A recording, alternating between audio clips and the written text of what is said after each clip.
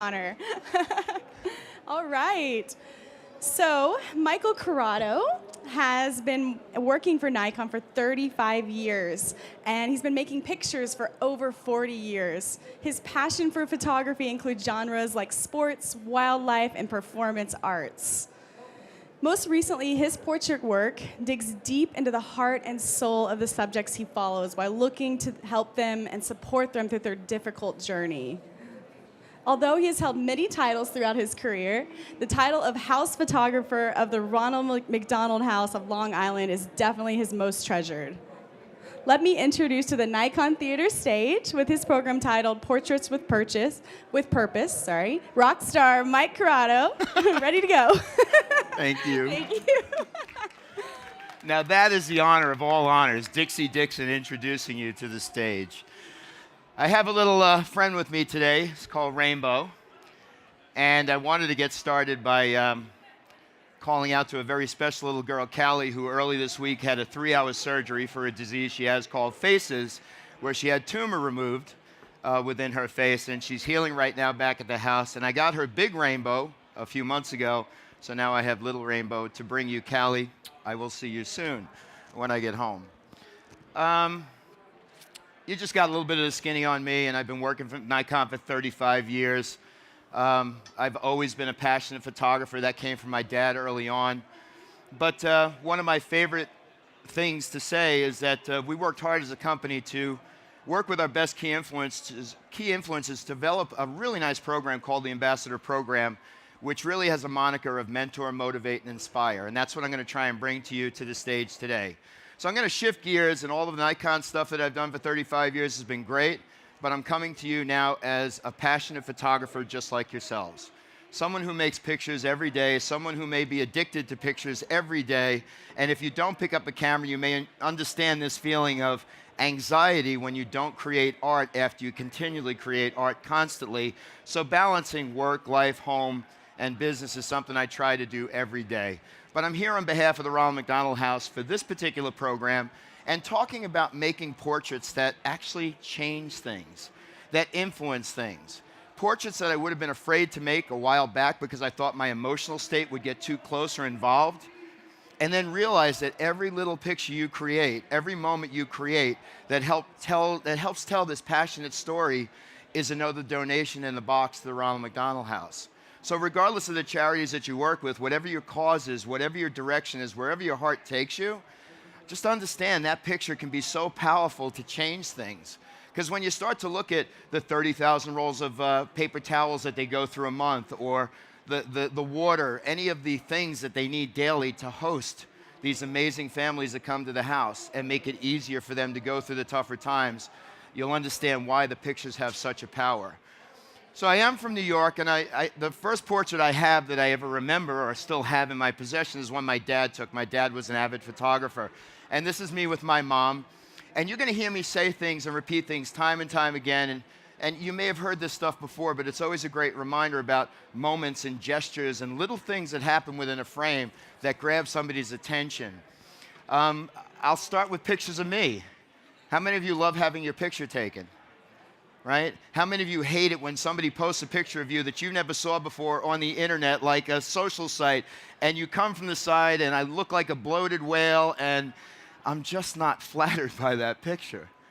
And it's embarrassing and you want to hit a delete button, but you know it's not on your page. So you have no control. Think about that feeling.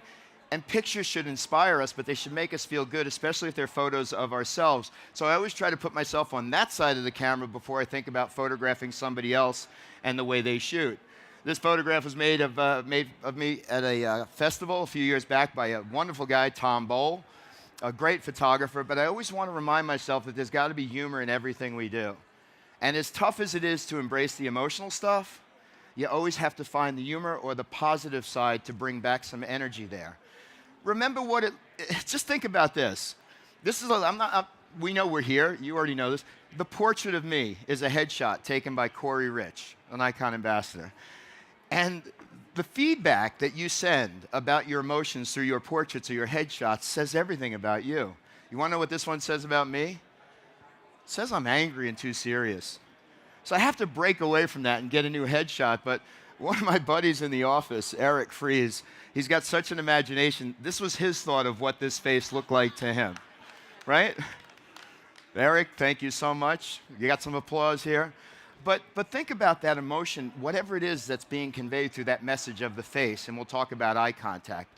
So I'm going to let these pictures roll through, and it's going to give you a sense of who I am as a photographer, because I'll steal this line from Joe McNally, another one of my mentors and Nikon ambassador, is that I consider myself a generalist in photography. I don't want to lock into one specific thing, but I will target my energy and time on specific things that are happening during periods or times during the year.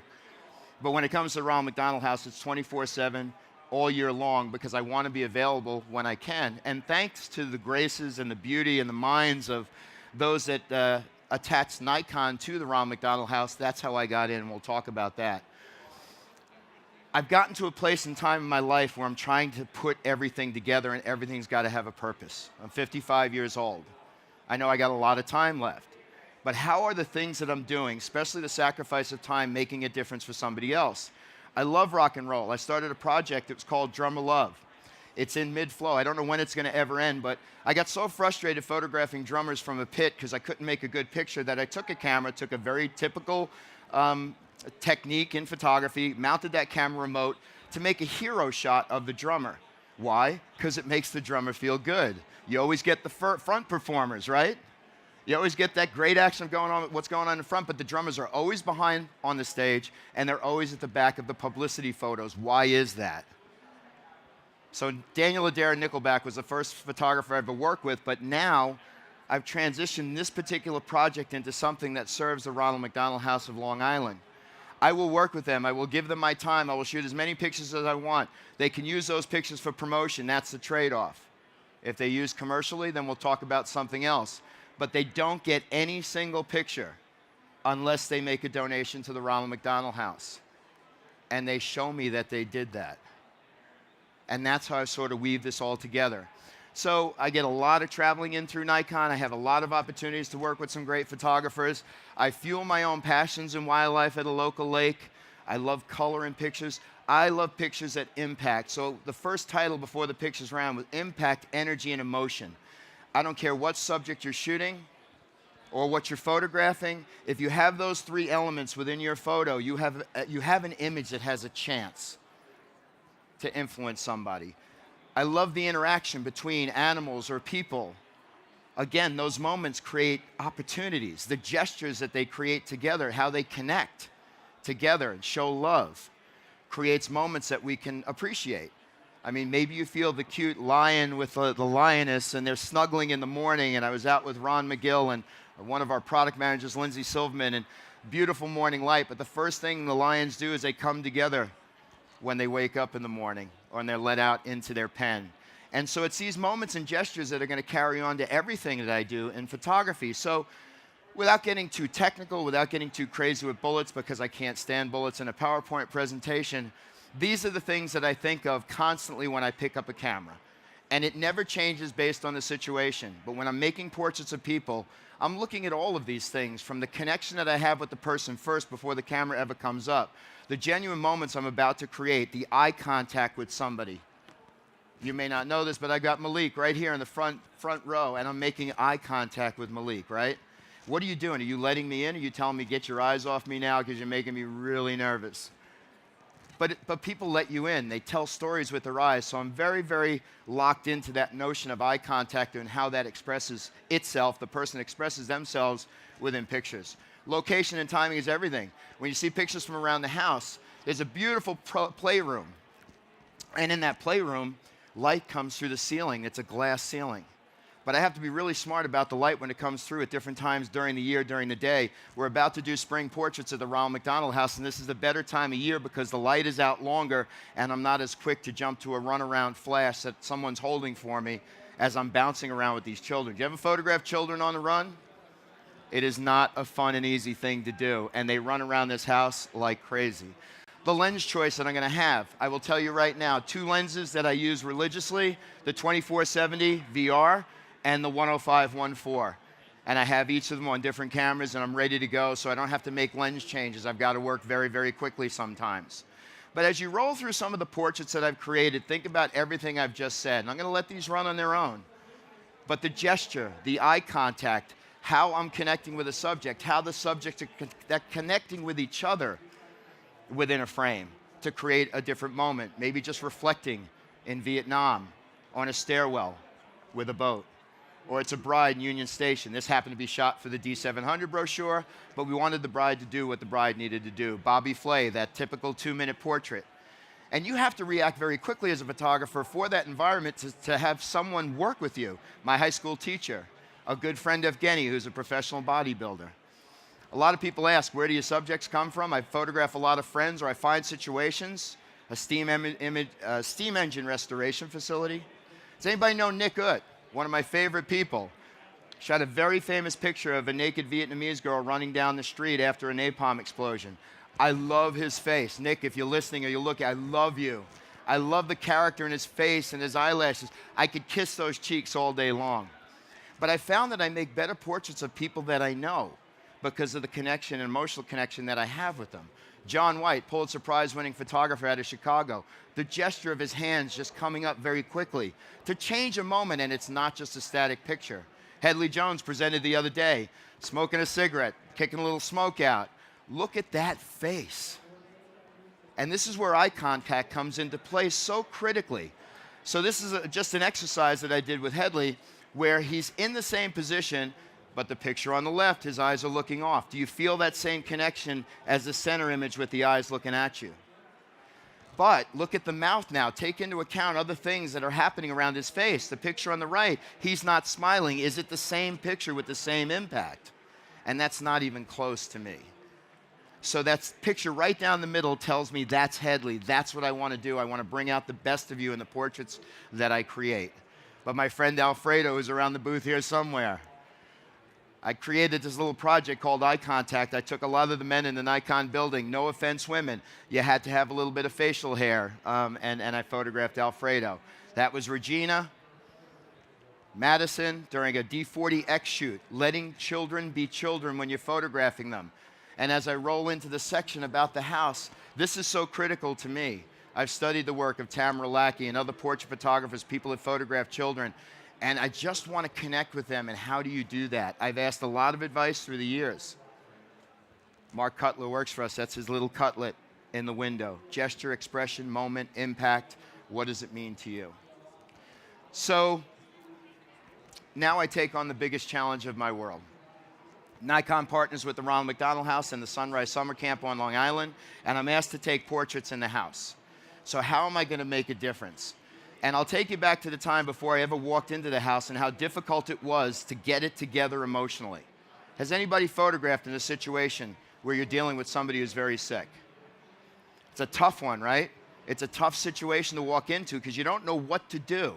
Am I making pictures for me? Am I making pictures for them? What are my pictures going to say? How quickly can I get out of there? Do I really want to know their names? Do I want to know the prognosis? Do I want to know whether they're going to survive or not? I know these kids are really sick, some of them. And you take that baggage in there with you, and the best thing I could ever give you in the way of advice, figure out the quickest way to strip that baggage off because it becomes your barrier until you start to connect. So I went in there with the support of a lot of other people. Erica Hill is on the floor here. She's come in with me a number of times. And you try to connect with the children, and I found that the back of the camera is the best way to connect because when they see the pictures right away, they may be evasive at first, but now all of a sudden they see themselves on the camera and they jump right in. And when I first started out, and these are some of the earlier portraits, you're going to see a big difference from how I shot then to how I shot now, and I hope you feel that it's changed through the years and how I connect with people and how it's demonstrated in the photos.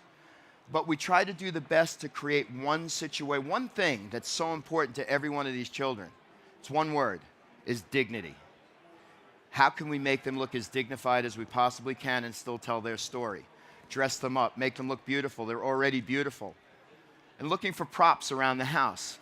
You know, we go into a house and do a typical portrait night, we could run into anywhere from 5 to 6 to 10 families. As soon as somebody sees that we're shooting and taking pictures, another family that comes back from the hospital may want portraits. And it's not just the portraits of the sick children, it's their siblings as well and their families. And we do family portraits because we want to just keep everybody going. We want to make it happy. The Ron McDonald House is the house that love built. We also want to make it the happy house as well. So you can't bring your emotional baggage in when you go in, because if you do, it's going to be recognized by everybody. They're looking at you for guidance as the photographer or somebody who's playing with them. And if they see you react a certain way, what do you think they're going to do? They're going to feel like something's not right. And you have to make everything right all the time, 100% of the time. You are running around. It is difficult. I'm running at 10 frames per second, 12 frames per second, as fast as I can, and doing little bursts at a time. And I know I'm going to miss pictures as I go. That's fine. It's the nature of the beast. I'm going to have to prop Rainbow back up. And I do the best I can. And you are going to miss some, you're going to hit some, you're going to win some. Sometimes I will have someone helping with a light through an umbrella, just a shoot-through umbrella. One source of light. I can't get complicated with light. But the ambient light, like I mentioned, comes through that glass in the window, is phenomenal. So I look for that. I look for the opportunities to catch lights. But do I cry if I don't get catch lights in the eyes of my portraits? No. And I'm trying to work as wide open as I can, especially with the 105-1.4. I'm not buying it to shoot it at f8. In this case, I get it from Nikon, to be fair and honest. But when you buy it, you want to use it at its best positions, right? Its best settings. So that's what I'm looking for. And as you look at these pictures, these are very traditional to when I first started. And I wanted to make beautiful moments, and I wanted to make strong images. And it wasn't until people like this that I started having conversations with them. And I asked about basketball and who's your favorite team. And all of a sudden, I found when I was opening up, and some might say that I've become a child when I go into the house, and I'm perfectly okay with that. But connection with the subject becomes so critical here. And looking through their barriers, looking past what you see physically to get to the heart of that person that you're talking to. Because that's just an illusion. That's just something you get through to get to the heart. It means so much. And of course, sometimes you're going to notice that it's a child that's sick. And this is where you say to yourself, well, do I really want to show these pictures? But when you know that picture brings in a $5 or $10 donation, you'll photograph it and present it every time. Now, when I talked about impact, energy, and emotion, a lot of times you may connect that to action photography, right? Maybe not so all the time. Maybe it's a portrait that can bring on that impact and energy and emotion. This is Pamela. You know how I know that? Because I asked what her name was. And I don't want to come off as someone who went in there and just, I don't want to know anything. I mean, I did my thing, but I could never let myself be myself. And I realized I am far more of a child than they are, because when you start rolling around on the floor and you start playing, you'll see some of those pictures, you become a part of the environment and you are there 24/7. A beautiful woman told me that, Deanne Fitzmaurice, who just happens to be over there. I know you can't see her, but Deanne Fitzmaurice is a Pulitzer Prize winning journalist. And when I first started doing this, I turned to Deanne in a special situation, Amy Vitale as well. I knew they were seasoned journalists, and I said, how do I do this? So when I presented that word dignity to you before, that came first from Amy and Deanne. Always make those subjects feel dignified. Look at that smile. And you have to put it in perspective. Is she seeing the world the way I'm seeing the world, the way you're seeing the world, the way you're seeing the world, the way you're seeing the world? What's in Pamela's mind? And what is she thinking? Right now, she's going through a bone marrow transplant. Do you really think she understands what's happening to her? So that's when you start to lock into the parents, and the parents become so important, because that's how you start to turn around and see what this is about, and you hear what it's about. And I talk to the mothers and the fathers about what their children are going through, and I'm in a text chain right now for Callie. Every hour on the hour looking for an update to what's happening during her surgery. Did she come out of it? Is she happy? Is she hurting? What is she on? Is she on morphine? How long is she on morphine? I need to know these things. And her mother, Amber, tells me what's going on. So this is the first child that I started to grow with. Kaylee, not Callie, Kaylee with a K. And I watched this little girl grow from 4 years old to most recently 7 years old. And you become bonded to these families. And her mom and dad let me photograph her, and they asked me to come back again. And every time she comes to the house, I met the grandparents. And watch as she starts to evolve into this beautiful young woman. We have a studio at Nikon. We'll send a car over. I'll pick them up. We bring them in for a little studio session just to break up their day if they've been in the hospital for weeks and they need a break and they're allowed to come out of the house. sassy, Miss Sassy Pants. That's exactly what Kelly is. Beautiful little girl. And every time I go back, if she's there, whether we have a scheduled session or not, we make pictures with beautiful eyes, looking up into that ceiling, that glass ceiling. It's a beautiful, beautiful thing. And she is just a smashing, young, energetic, with a lot of great attitude person to photograph. And just recently, she came back to the house again for follow-up checkup. So sadly, it could be a follow-up to do another procedure. In this case, it was a follow-up to make sure that she was okay, and the hardware that they have surgically placed within her system is doing well, and that there are no issues, no infections, or anything like that. And it starts to carry on as you go deeper, and some of the families you connect with deeply in their homes, and some of them you just keep coming back to the house, and this is Peyton. Peyton was born at 1 pound, 5 ounces. Her sister was a preemie as well. But following Peyton, seeing this little girl, this little baby evolve into a beautiful young lady. And within 3 minutes at a walk of love recently, we saw each other, we connected, and we recognized each other. And the hair threw me a little bit, but I was like, wow, that's Peyton. And that you carry that with you everywhere you go, and that's her sister. And then when mom comes in just a quick moment to shoot a picture, I'm not looking for the best, most beautifully lit portrait like some of my favorite portrait photographers make. I'm looking to capture the moments. I'm really trying to do that. But you become a part of their world. Bailey, I can't say enough about how beautiful Bailey is. Bailey had a confidence issue. I talked to her mom, Brenda, and Bailey, congratulations on your marriage. I love you.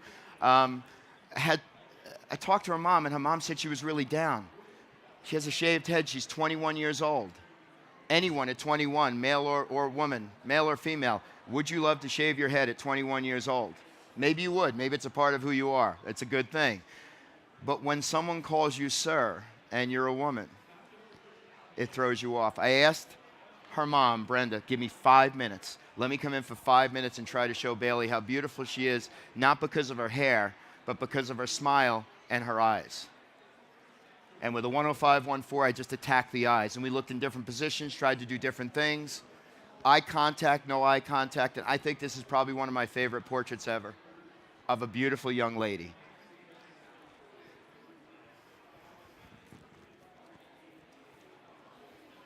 Just a few days ago, she wrote to me on Facebook and told me how much she loved me and how much that picture meant to her. And it means everything to me. But they become friends at the house, Isabel, Caroline, Bailey, and they're back at that house so frequently, you look for opportunities as they come together. You want to know something very interesting? Kaylee, these ladies, Bailey, they were all diagnosed with the same malformation I have called Chiari. Their mothers have taught me more than the doctors. Pretty amazing. So we have more than a connection of just these opportunities. We have the moments. Hayden has Chiari. Beautiful little boy with a lot of energy. And that's Rico Lockwood, the house dog that comes, a bunch of dogs come in, healing dogs, and they're so important. And then all of a sudden, someone comes along and changes your world, and his name is Dylan. And this is where it got different for me, where Dylan's mom came to me and said, would you document Dylan's life? And that was the first conversation Deanne and I had, yeah, I'll do it. But what are we trying to do here? And she says, I want to make pictures of him that remind him of what he's gone through at this stage of his life. And then it clicked. Well, that's great then. I'm thinking school. I'm thinking first date. I'm thinking first dance. I'm thinking his graduation from high school. And you turn what would typically be a positive emotion, a negative emotion, into a seriously positive emotion. And you have to remember that you are just a fly on the wall, but now they're letting you into their lives. And there's good story to tell, and there's not such a good story to tell at times. But Teresa, his mom, and I came to an agreement, and that word dignity is going to come up again, is how I could make Dylan the most dignified little boy in the room with every picture I take of him. And so when you get invited to Dylan's room, you have taken the next step, because the first one was, you can't come to my room, you can't play with my toys, and don't block the TV. If you do, he throws you into a fake jail at the Ronald McDonald House. I've been in jail about 20 times now. But now we get into it when I first get there. And the dog comes up to the room. Mom asked Dylan, is it okay if Mike comes? Yeah, sure. Do you know I'm beyond that now? I get to play with all the toys. Not all the toys. The new toys I can't touch. I know, Dylan. I know. But I get to play with some of the toys that he grants me the wish of playing with. But moments, moments, moments as they come around. You are constantly shooting. You are moving quickly. You're looking for opportunities. I love this picture of Dylan in a doorway. The light just seems to work. His expression works. But that expression, he's a tough little 6-year-old boy whose birthday just came up in January. But I said, let's connect. Batman's coming in. I take pictures of him with Batman. I wait for those moments, those gestures, those connections between the two of them. The connection between he and his mom. Those moments. And I study the work of other people who do things like this, shoot like this, and I look to realize that you don't have to have everything in the photo. Those isolated sections of the photo of that scene are what you're going after. Dylan is a whiz. He can put Legos together without any instructions. He gets mad at me when he does look at them if I don't turn it the right way, or if I lose my concentration, I kind of put the directions back. Right, Mom? You know that. But he picks up my camera and starts playing with the playback before I ever showed him how to use a button. Very intelligent little boy. But we had a photo shoot. We do these sessions, and you look for opportunities, and I go back up into his room, and this was the first time he ever had his mom have to inject him. And it was a very difficult moment. But you kind of have to hang in there emotionally and say, don't dwell on it. Get in, make the picture, document what you've done, and move on. But then the rest of the time is hide and seek. And the rest of the time is running around the house. And then we go to the hospital for a visit where I asked his parents, do you mind if I babysit him? You guys can go out. We agreed. He ended up babysitting me. We create moments like stealing little chocolates out of his mom's bag. And he's eating them, and she walked in, and we got caught. Of course, he ratted me out right away. Mike gave me those. No, but that's the connection and relationship we have. And there are tough times. And there are okay times, and you just lay down and you document and you just keep shooting and keep pushing. And he has to take medicine on his own, so we have to try to show him how to do that first and have him adopt a way of living that we're just not used to. And so the story goes on, you follow it, you can't let it go. The story has no limits to me, whatever it takes. And you'll see how I'm going to go back to the house with a group of friends that have come from the house. I look for the detail shots. I look for the moments. And if any of this is disturbing you, I apologize, but I hope it's opening up your heart a little bit. Because if your day goes by smoothly and the worst thing to ever happen to you is you kick over a cup of milk or you do something that is so insignificant to what other people are going through, it puts everything in perspective. This house has put my life in perspective. But notice, I first met Dylan, he had no eyelashes because of chemo. And the hair starts to grow back, and the eyelashes grow back, and you focus on those details, and you look for the opportunities to make this happen.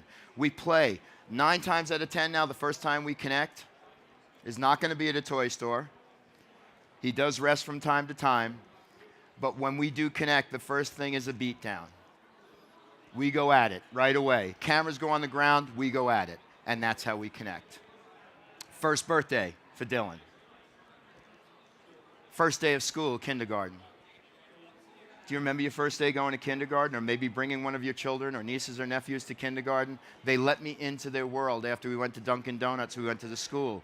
He has a hard time. He's got a brace full time. You don't want him to feel different, but he connected with his dad. He invited me up to his room, and you just keep shooting. First time ever sitting behind a school desk. You can't get these moments back, and I look forward to many, many more opportunities. Him clutching on his dad's finger. When there are down times at the house and he's not in a good mood, he's not in a good mood, I have no problem shoving my face in cake and then doing it to him to break him out of whatever it is he's thinking. This is Callie. This is Callie. This is little Callie. The most beautiful little girl I have ever seen.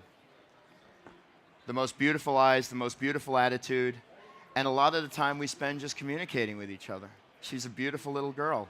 Oh, I have to give her props or she'll yell. That's my daughter, comes in with me a lot now. And we'll play with the kids and we'll get them fired up. And I'll be making pictures constantly throughout.